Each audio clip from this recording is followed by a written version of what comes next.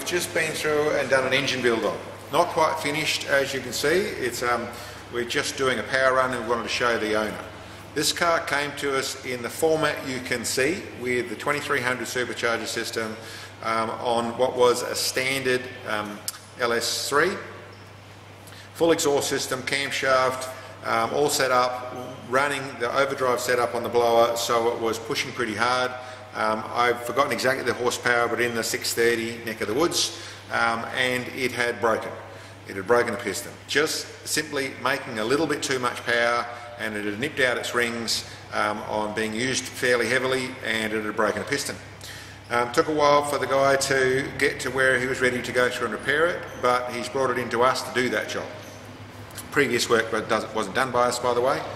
But what we did, pulled it apart, found that broken piston, and so we've gone with our normal full stroker build. So it's got a Callies Compstar crankshaft, scat rods, forged pistons, steel rings, ARP studs, all the bits and pieces. We've redesigned a camshaft to go into this, so it's a camshaft to suit this combination.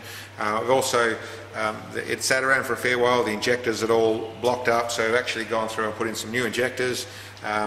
And then been through and done a tune. At this grade we haven't changed any of the drive ratios. What we have done is gone from the overdrive belt drive, or the 10 rib belt on the back of it, and put on a Gilmer drive, but as you can see it's still got the little 6 rib drive on the front of it, so it's pushing. That belt is really struggling at that point, and as you saw, we'll come over to the graph and we'll show you that. The 680 horsepower at the tyres is well inside the safe level of the engine.